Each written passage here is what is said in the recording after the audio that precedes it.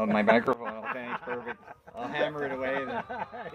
We're basically looking at some Duroc, some Famworth, and we've got some Dutch pigs that were more like an F2, a cross between a multitude of different ones. Land race, you've got a whole bunch of different races in there. Okay. But they basically tried to take the genetic benefits of all the most popular ones and have been interbreeding with those genetics, not genetically modified, but interbreeding to find the best kind of course of action for a large-scale commercial pig flock. We're trying to bring that back using heritage breeds, mixing them in at the proper moments of time to be able to try to make that heritage breed come back into it for different aspects that we want to grow pigs for. We want to be able to grow pigs for outside. We want to grow pigs that won't burn in the sun, that can do really well on bedding, that aren't necessarily growing as fast as everybody else, but are doing progressively good throughout their whole cycle, and they're more hardy when they're younger, and all these other aspects that you would do more of a natural, more natural way of growing pigs. So is there a breed name to the more commercial side of it, like the advanced genetics that you're using over there, or is this just a combination of a lot of things with the most favorable commercial attributes? Yes, that's exactly it. There's no real specific name to what their genetic thing is, and I'm sure if you went into researching more of where they went with their pig breeding program to be able to do a commercial flock where they have guaranteed number of babies, guaranteed, their main focus has always been how fast can we get that pig to market weight, and right now you're looking at about 4 to 4.5 months max. We don't necessarily need to fit that model, so those aren't criteria that we look for. We look for other criteria throughout the whole progression of growth that can do well in more natural circumstances, not necessarily doing well on concrete on full feed, but can do well digesting grass matter and feed matter, combining those two things, making them hardier, happier, and more less susceptible to the sunburn, all those things that we want to be able to do. So yeah, so that's probably because you're in a more natural setting here. You have fields and whatnot. You want to be able to rotate them around as well. Yeah, and benefit from some free roaming. And we also we're heavy on adding carbon to the nitrates that are being produced through the barn. So we're a bedding producing farm. So we actually don't have liquid manure here. We don't have big septic tanks of liquid manure that we're going to spread later on as an ammonium nitrate concentrate. We're basically trying to add the carbon to it, start that composting process. You walk right in front of my barn. Most pig farms, you cannot actually walk right up to the pigs themselves without feeling that super high concentration of manure smell in your thing. Okay. So we're adding carbon all the time. As in like hay type of thing, and trying to break it straw, down. Trying to get that nitrate to bond to that carbon and start that composting process right away, so that we can actually create a composting product that we can actually spread on our hay fields and on our grain fields. That instantly turns into a compostable, add biodiversity to our soil instantly, instead of having to necessarily have a high concentration of liquid manure that some of it can evaporate through the atmosphere and some of it will bond to the carbon that's existing on the field. But we try to do the composting right in the barn. So pigs are great rooters.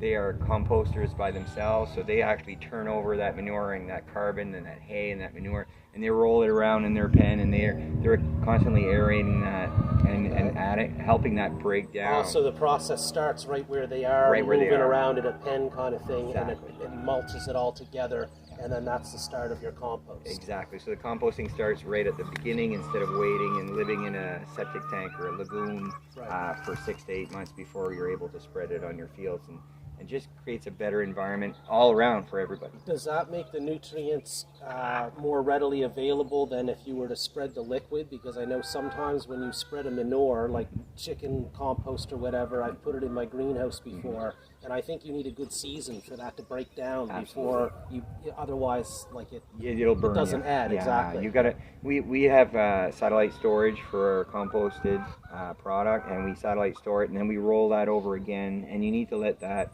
kind of compost away until it finally breaks down. It's no longer manure form, it's a compost form, right? But what we're looking at is not just an instant gratification of nitrogen. We're looking for an intense group of microbials to be able to live in this environment. So you're actually adding not just your nitrates and your phosphates and your lazy fertilizer.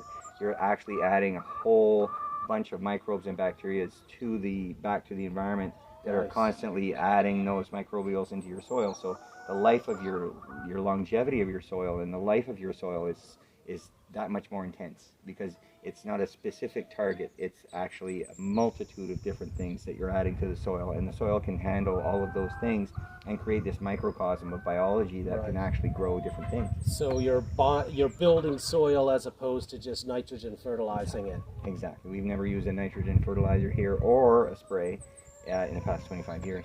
We don't really have to, because we're mainly a hay crop farm, so we don't do a lot of grain. In the Maritimes, we aren't a big grain producers, but we have a lot of forage here, and we're looking at different ways of being able to help that forage grow on its own without having to add any chemical fertilizers to it.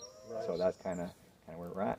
Can you give us a little history of the Duroc breed, and what were the other heritage breed genetics that you're trying to pull in? Well, we were looking for, first of all, like there's a Duroc, there's a Tamworth, and there's a Hampshire, and those are the three main ones that we were looking at, just because they have a long history and a pretty good around here, living in the woods, living in the sun. They have a dark complexion, so they don't burn as easy. Each one has its own specific characteristics that most people would be accustomed to. A Hampshire, of course, it's the ham. They've got a bigger back end, but they're not very long. They take a little longer to grow, but that's what you're looking for, and that's where you're going to go. And each one has its own specifics. What we're trying to do is, because people want a lot of bacon, they want a lot of pork chops, we had to introduce some of those longer breeds, like the landrace. And we found those characteristics in some of the F2 pigs that we were getting from the commercial industry. So we're just trying to find that comfortable medium where people don't necessarily only want a certain specific thing, but we can kind of find the best of both worlds, or best of all three worlds, or four worlds, to be able to kind of make a pig that is sellable to the consumer as well, because you have to remember that at the end of the day, the consumer is the one paying for the pork chop or for the bacon. Right. So if that's what they're really looking for, we have to look for those characteristics. Yeah, that's the cuts that I look for too. Yeah, I don't know how to cook a ham. I never use my oven.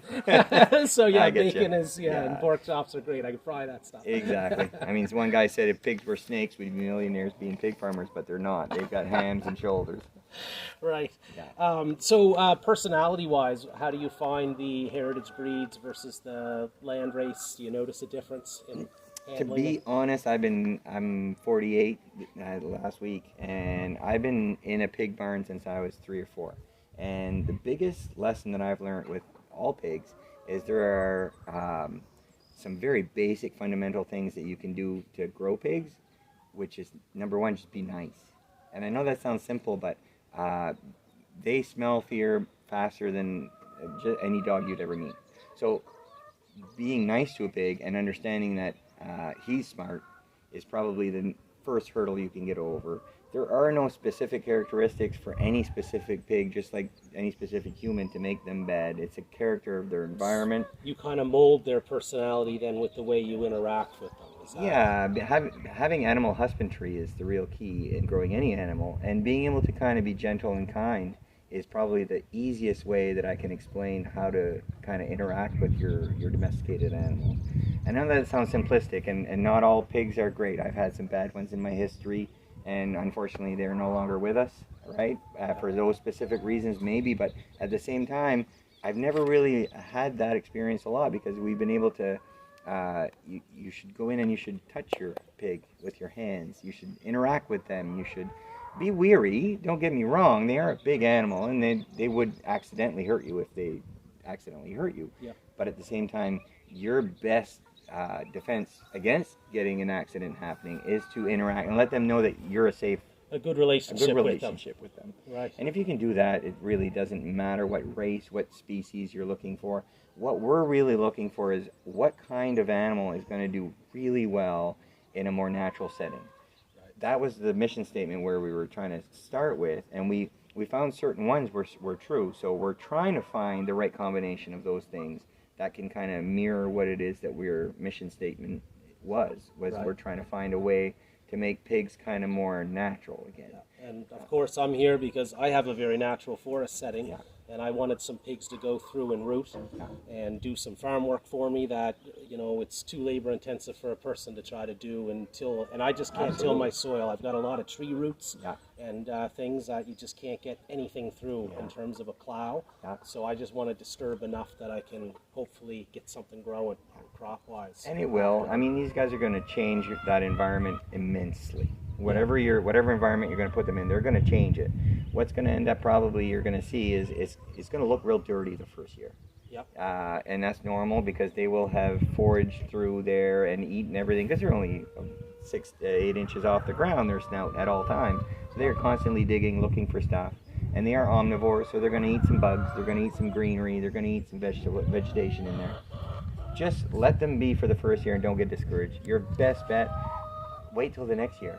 You're going to see this biodiversity of things that are happening in that soil, that shock to the system. You're going to see that next year it's going to be a completely different environment where those pigs have been. If you can, if you can, and you don't want to double shock it, so give that environment a chance to recover in its own way. You can move those guys around and disrupt, not destroy the property, right? So you're going to disrupt what's happening, and it's going to create all these potentials of grasses and grains that are just waiting for the opportunity to be able to grow through that, and you're going to do great. You'll be fine. Just, you got any tips for getting them to root? Any tricks? Little tricks. If you see something that you really don't want in that environment, your best bet is to do like the old guys used to do in the 30s and 40s when they were clearing out Kent County. Get yourself a pig and find an alder bush, take an auger, drill a hole, pour some grain or some corn in there, and they will go get it. And when they're done going to get it, they will take apart everything that was between them and the grain. So just try to pick your spots and pick your moments. Keep those pigs happy in that environment. Keep them fed and watered at all times. They don't want to leave. If they're being well taken care of, they don't want to leave that environment. They will go play, they will go root, they'll chew, they'll do a whole bunch of stuff. But if you get them hungry or thirsty, they will go find it. And trust me, there's not a fence out there that will keep them in. If that's the case, Excellent. Well, that's a great place to leave it. All right, man. Thank you, JP Gagnon of Springbrook Farms. It's www.springbrook.ca in Springbrook, New Brunswick, Canada. Perfect, Thanks for watching. No problem. Awesome.